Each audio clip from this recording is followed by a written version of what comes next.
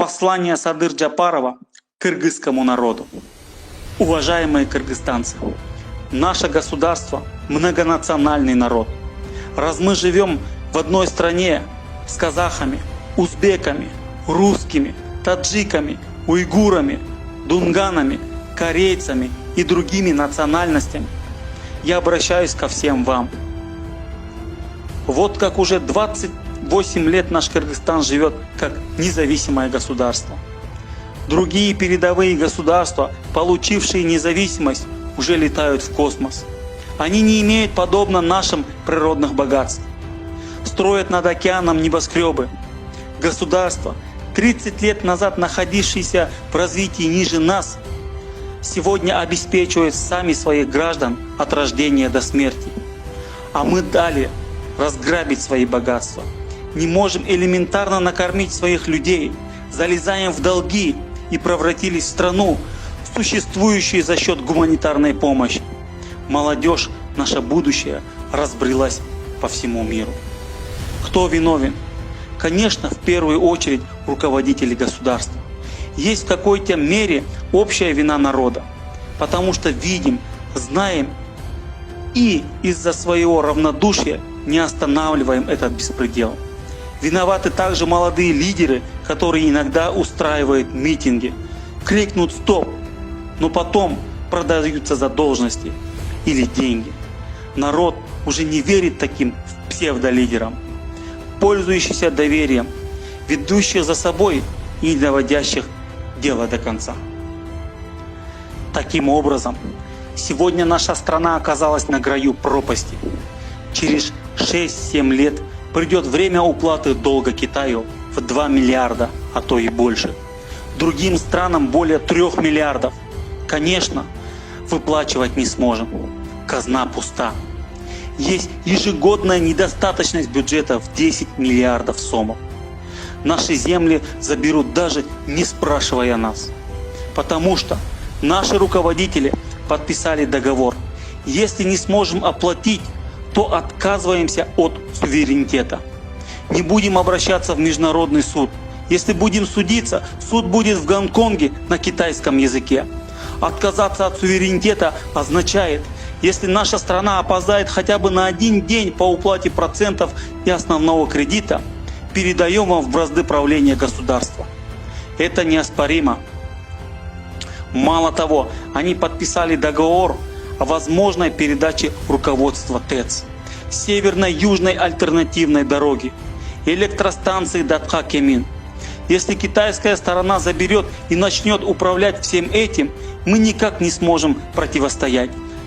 Нам ничем не смогут помочь даже супердержавы, потому что есть подписание кыргызско-китайского международного договора.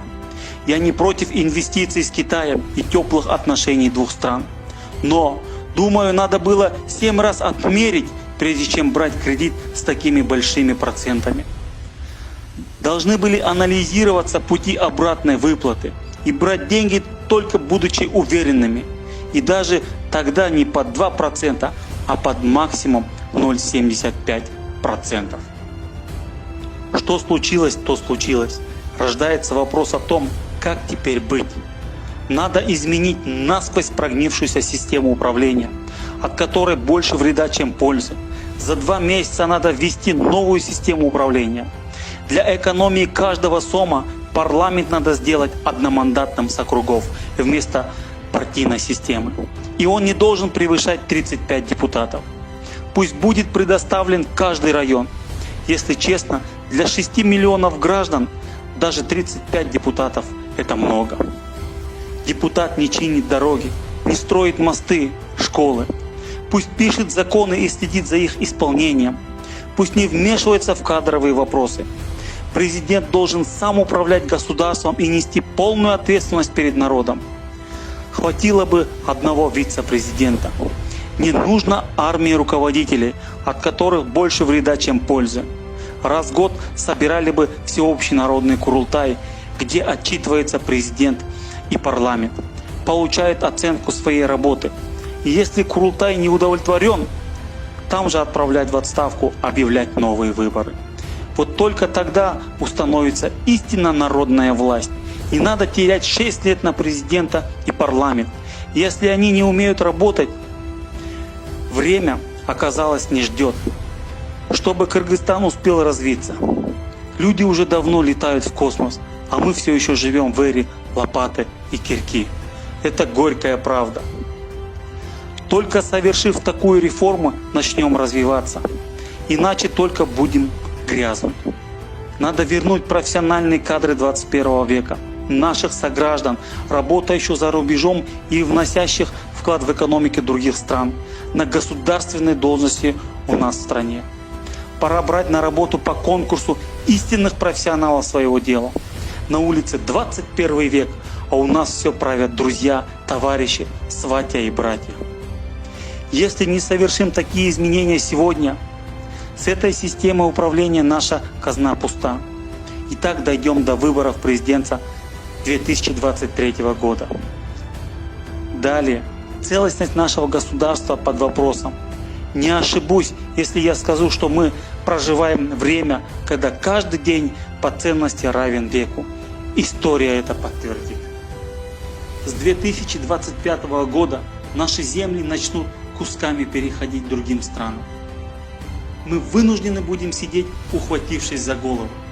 Я не провидец, но вижу эту картину насквозь.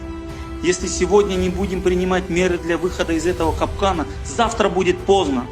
После смены системы уничтожим коррупцию за 2 месяца. Не надо будет тратить нервы и время на борьбу с нею. Искореним с корнем, и эта борьба будет невыборочной. Не будут проблем с родственниками, земляками, знакомыми. Установим в стране справедливость и законность. Законы будут одинаково работать для президента и для народа.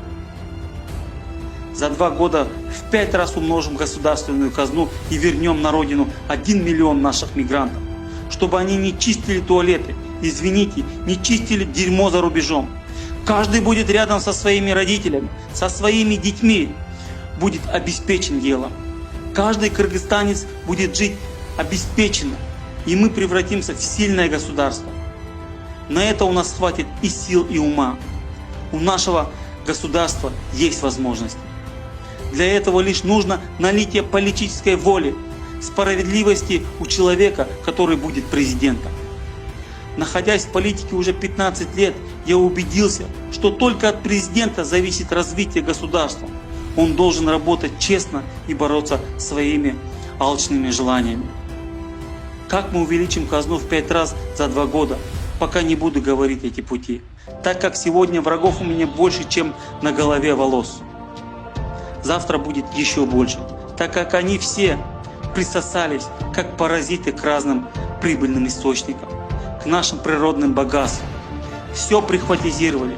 Если будем делать настоящие реформы, они лишатся источников прибыли для себя. Есть несколько проектов, которые позволили бы поднять экономическое положение страны без разрушения экологии. При поддержке народа эти проекты можно без проблем ввести в действие.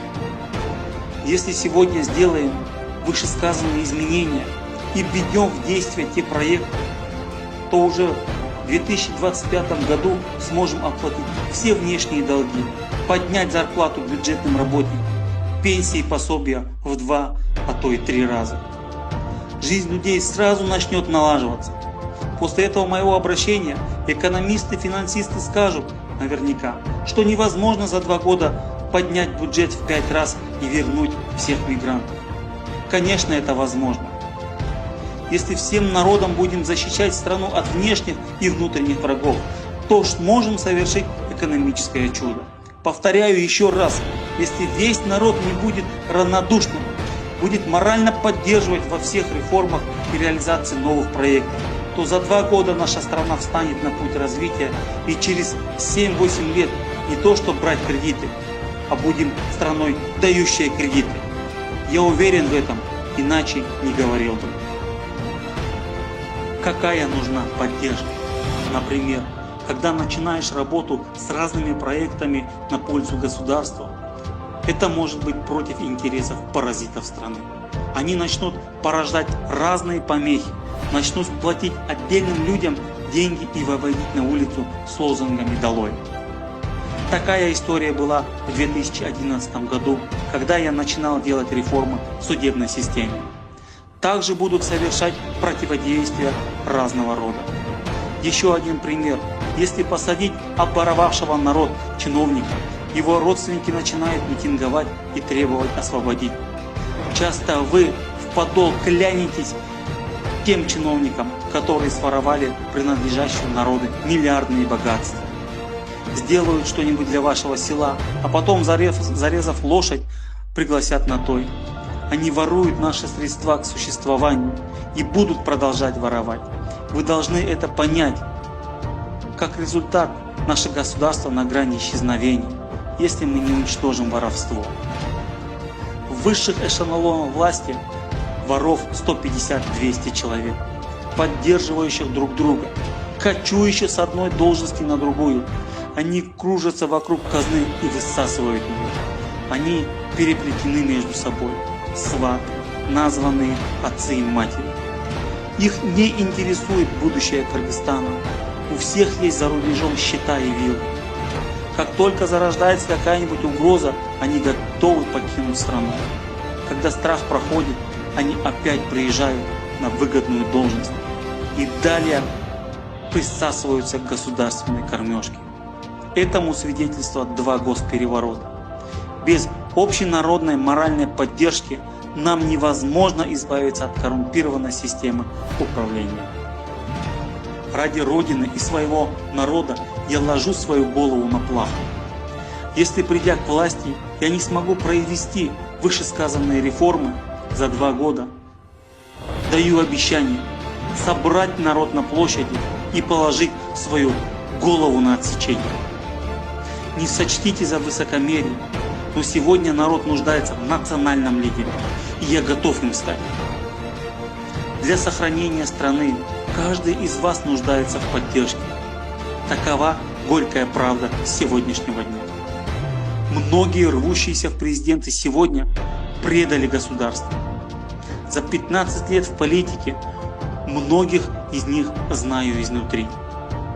Поэтому они держат меня в тюрьме, не давая участвовать в президентских выборах. Много слышу речей, приравнивающих меня к богатырам, к великим личностям. Думаю, пока я не достоин даже буквы «Б» этого слова. В стране, где народ ищет прокорма на чужбине, в стране, которая на коленях перед державами, стыдно называться богатыром, доктором, профессором, академиком. Только когда достигнем целей, поставленных перед собой, освободим страну из кредитных капканов, вернем на родину мигрантов, когда самый бедный гражданин Кыргызстана будет обеспечен, только тогда слова «герой», «академик» и так далее будут звучать. А пока не стыдно. Должно быть стыдно. Очень стыдно. К сожалению, всем моим многочисленным действиям по улучшению государства мешали. Я оставался один. Не только политики, но и весь народ до сегодняшнего дня не в силах поддержать меня. Не буду говорить о многом. Только с Кумтора вывезли 1000 тонн золота. Это составляет 50 миллиардов долларов. Осталась бы эта сумма у населения, можно было бы Кыргызстану войти в ряд сильнейших государств мира. Мне не нужно богатство. Есть выражение «свою душу и собака прокормит».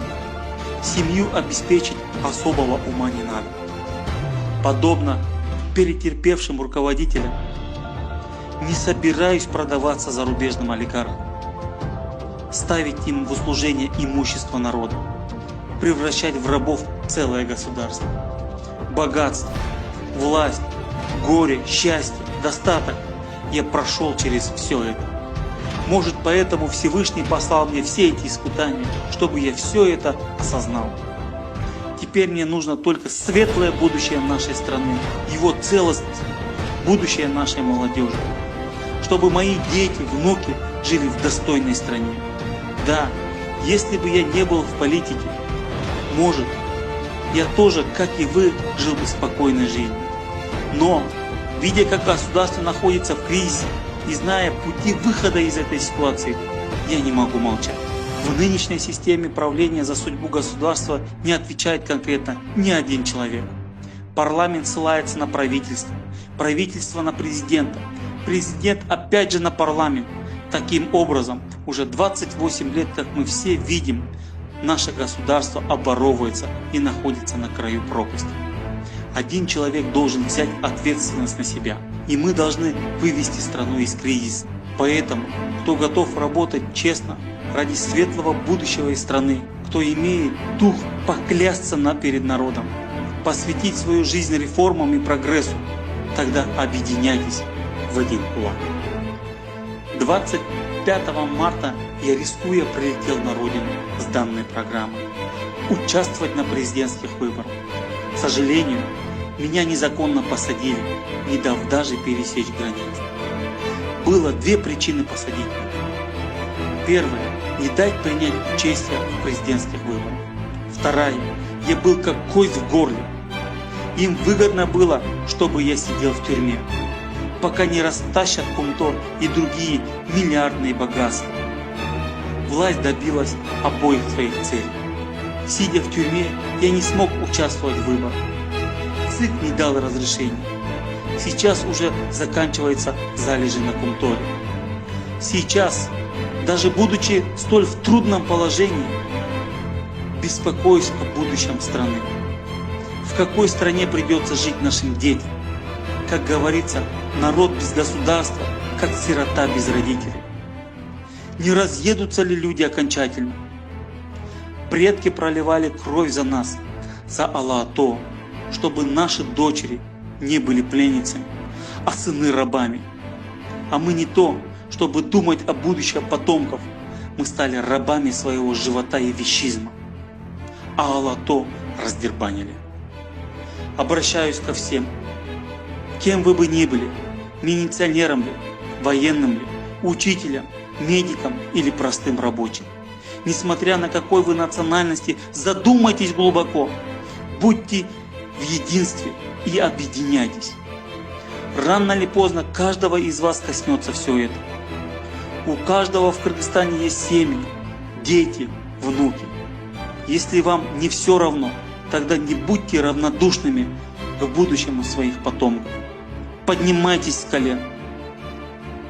Я призываю вас позаботиться о целостности государства и будущем детей. Иначе через 7-8 лет наш корабль потонет. Не делитесь на акаевских, бакиевских, атамбаевских, на красных и черных. Не забывайте, что мы все на одном корабле.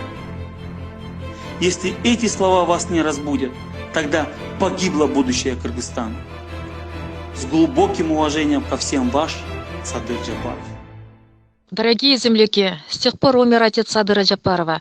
Они не дали ему возможность проводить его в последний путь, последнюю горсточку земли положить в могилу отца. Не соглашаясь на взятки Кумторы в $100 миллионов, не идя на торг с властью, будучи в тюрьме, он потерял мать и сына. Не дай Бог ни одному человеку такого страшного испытания. Но будучи даже в таком трудном положении, он беспокоится за будущее нашей страны. Мы, народ, живем своими повседневными заботами. Будем ли жить так же беззаботно без государства? Неужели государство нужно одному Садыру Джапарову? Часто выражаем реплику: если бы был жив Исхак Разаков, все было бы по-другому. Но мы с уверенностью можем сказать сегодня про Джапарова: он Исхак Разаков современности. Он может положить жизнь за нашу страну. Мы еще не встречали в нашей стране политика настолько честного и самоотверженного. Нам нужно общими усилиями его высвободить. Другого пути нет. Адвокаты всеми законными путями доказали невиновность Джапарова. Несмотря на это, власть и судьи, игнорируя закон, силой удерживают его в тюрьме, перешагивая закон именно относительно его. Иначе Садыр Джапаров уже 3 года назад был бы на свободе.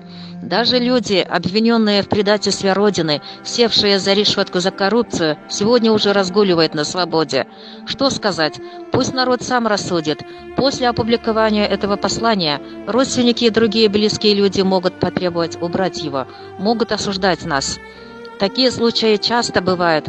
Мы будем настаивать на своем и требовать у власти справедливости в отношении Джапарова. Глубоко верим, что позже убедитесь в правильности нашего требования. За этим обращением интересы не одного человека, а всего свободомыслящего народа Кыргызстана. То, что говорил Садыр Джапаров о наших границах 15 лет назад, сегодня обрело острую актуальность. Сегодня в Баткене ежедневно возникают конфликты из-за границы, погибают пограничники. Сбылись его слова о том, что если не позаботиться заранее о положении в Кумторе, начнут умирать люди. Недавно произошла экологическая катастрофа. 2 наших граждан оказались под завалами, и до сих пор их тела не найдены. Если не совершить поспешные изменения в стране, то через 6-7 лет нами будут управлять другие страны, говорит Садыр Джапаров. Какие ж еще нужны нам доказательства? Пока не поздно, просыпайся, народ. Давайте вместе сохраним наш Кыргызстан.